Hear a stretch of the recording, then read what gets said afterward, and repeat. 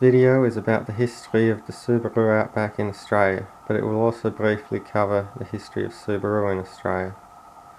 The first Subaru sold in Australia was the 360, which was a two-stroke, two-cylinder key car, sort of like a Japanese Volkswagen. It was released in Japan in 1958 and was first imported to Australia in 1961. They were only sold from one dealership in Ballarat in Victoria, and only 73 were sold. And as far as I know, these were the first Subarus sold anywhere outside of Japan. The Subaru Leone was released in Australia in 1973, 2 years after it was released in Japan. It was sold in either sedan, wagon or ute body styles, and was the first model Subaru to sell successfully in Australia. It became popular in regional areas with rough unsealed roads due to its all-wheel drive and good ground clearance. The Subaru Liberty was released in 1989, a front or all-wheel drive sedan or station wagon with a flat 4 motor. These sold pretty well in Australia. It was only called the Liberty in Australia because the Legacy name that it used in most other markets was used by the charity Legacy. The second generation Liberty was released in 1994, and 2 years later in 1996 they released the Outback, which was basically a Liberty station wagon that had a raised suspension, high profile tyres and some plastic trim panels on the outside. All the Outbacks were all-wheel drives and were also only station wagons in Australia, but the US market did get a sedan version. The two motors available in these were the 2.2 litre EJ22 flat 4 and a 2.5 litre EJ25 flat 4, and as far as I can tell, only the 2.5 litre models were sold in Australia under the Outback. Manual versions also came with a 5-speed dual-range transmission. The Outback was a success in Australia and they sold pretty well. The second generation Outback was released in 1998, along with the Liberty. The 4-cylinder models used the same motor and trans as the previous generation Outbacks, but now there was also a 3 litre flat 6 version available, called the EZ30, that made 162 kilowatts, and so an extra 47 kilowatts over the 115 kilowatt of the standard 4-cylinder Outbacks. The top of the range flat 6 Outback was only available with an auto trans. The third generation Outback was released in 2003, using the same motors as the previous generation Outback. Now the 4-cylinder models made an extra 6 kilowatt, and the 6-cylinder models made an extra 21 kilowatt. This was also the last generation of Outback or Liberty to have Subaru's iconic pillarless doors, and also the last to have a dual-range manual trans. The 4th generation Outback was released in 2009. This is the model that's in this video.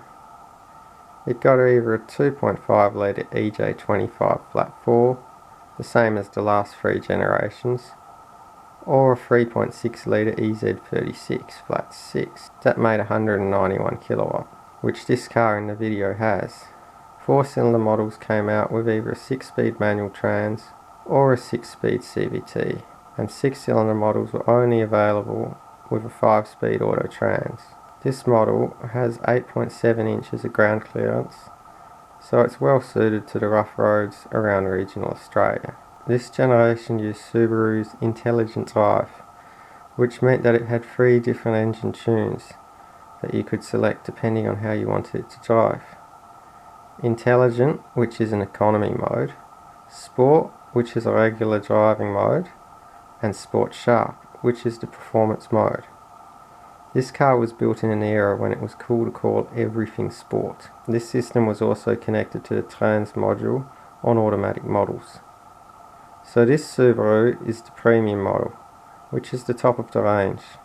So it got a full leather interior, lots of fake wood trim panels, a push button start, a sunroof, which no longer works on this car, and a GPS, which works pretty good and is easy to use. This then turns into a reverse camera screen when the car is put into reverse. This generation Outback was fitted with a space saver spare wheel, which probably isn't the best for a car designed to be used on rough roads. The owner of this Outback has replaced it with a regular sized spare wheel. One of the other interesting parts of this car is that it has two top radiator hoses, with one going to each head. One of the other features is that you can fold down the rear seats using handles located in the boot. The 5th generation Outback was released in 2014, using the same motors as the previous model, except now the 6-cylinder got a 6-speed CVT, and the petrol 4 cylinders were now only available in automatic. A 2-litre turbo diesel flat 4 was introduced and was available with either a 6-speed manual or a 7-speed CVT. Later on, the 4-cylinder petrol models got a 7-speed CVT too. The 6th generation Outback was released in 2020 in Australia. It's currently still on sale at the time this was written. It has a 2.5 litre FB25D flat 4 with an 8-speed CVT. So how good is the Subaru Outback? Well, they can be a decent car. The one in this video hasn't had any major problems in the last 3 years that it's been known for. There is one common problem with Subarus, and that's head gaskets, particularly on the EJ25 models, which was the most common motor used in the Outback. The other problem they can have is bad transmissions in models equipped with CVTs, and changing a trans in a Subaru is not a fun or easy job. They are a pretty well suited car if you live where there is rough roads that can sometimes wash out and you need decent ground clearance, but you don't need a real 4-wheel drive. They are sort of an all-rounder car that can do most things reasonably well, so it isn't the best at doing any one thing, but overall it can do more than most cars. Parts for Outbacks are usually affordable and easy to get because they are basically just a lifted Liberty station wagon, so they share most of their parts with them. Some of the parts for the 6-cylinder models can be a bit harder to get, as they are less common. Subaru builds their cars differently to most manufacturers.